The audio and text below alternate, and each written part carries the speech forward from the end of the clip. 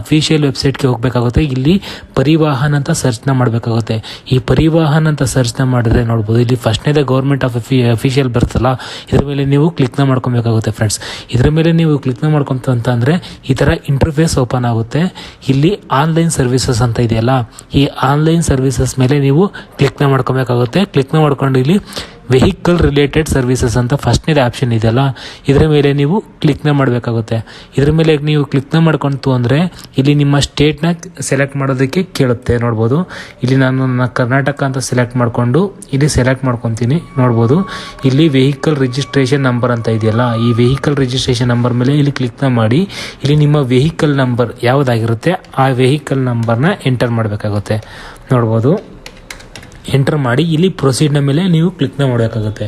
ಈ ಪ್ರೊಸೀಡ್ನ ಮೇಲೆ ಕ್ಲಿಕ್ನ ಮಾಡ್ಕೊಂತು ಅಂತ ಅಂದರೆ ಇಲ್ಲಿ ನೋಡ್ಬೋದು, ಇಲ್ಲಿ ನೀವು ಏನು change of address RC composite ಇಲ್ಲಿ ಸಿಂಪಲ್ ಆಗಿ ಓಕೆ ಅಂತ ಹೊಡೀರಿ.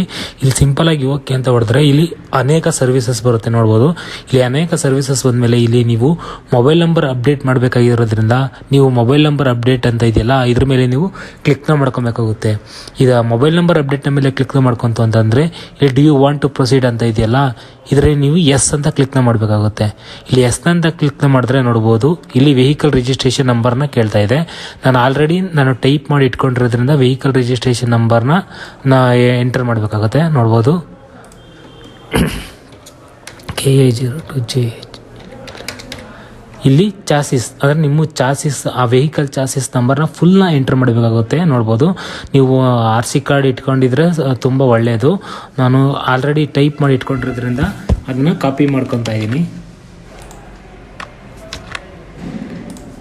ಇಲ್ಲಿ ಇಂಜಿನ್ ನಂಬರ್ ಕೂಡ ಎಂಟರ್ ಮಾಡಬೇಕಾಗುತ್ತೆ. ಫುಲ್ ಅಂದರೆ ಇಂಜಿನ್ ನಂಬರ್ ಫುಲ್ ಎಂಟರ್ ಮಾಡಬೇಕಾಗುತ್ತೆ.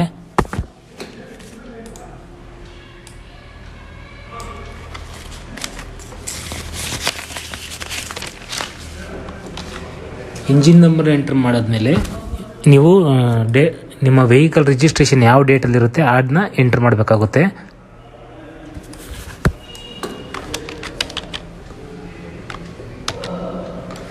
ನೋಡ್ಬೋದು, ಏಪ್ರಿಲ್.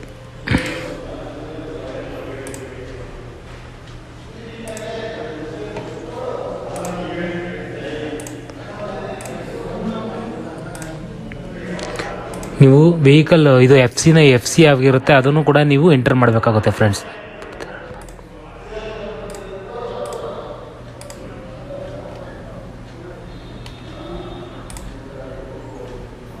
ನೋಡಿ, ಇವಾಗ ಪ್ರೊಸೀಡ್ನ ಮೇಲೆ ನೀವು ಶೋ ಡೀಟೇಲ್ಸ್ ಮೇಲೆ ಕ್ಲಿಕ್ನ ಮಾಡಬೇಕಾಗುತ್ತೆ. ಈ ಶೋ ಡೀಟೇಲ್ಸ್ ಮೇಲೆ ಕ್ಲಿಕ್ನ ಮಾಡಿದ್ರೆ ನಿಮ್ಮ ವೆಹಿಕಲ್ ಫುಲ್ ಡೀಟೇಲ್ಸ್ ಬರುತ್ತೆ. ನೋಡ್ಬೋದು, ಇಲ್ಲಿ ನೀವು ಯಾವ ನಂಬರ್ಗೆ ಚೇಂಜ್ ಮಾಡಬೇಕು ಅಂತ ಅಂದ್ಕೊಂಡಿದ್ದೀರಾ ಆ ನಂಬರ್ನ ನೀವು ಇಲ್ಲಿ ಎಂಟರ್ ಮಾಡಬೇಕಾಗುತ್ತೆ ಫ್ರೆಂಡ್ಸ್.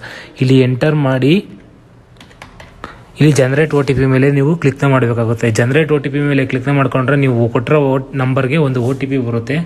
ಆ OTPನ ನೀವು ಇಲ್ಲಿ ಎಂಟರ್ ಮಾಡಬೇಕಾಗುತ್ತೆ.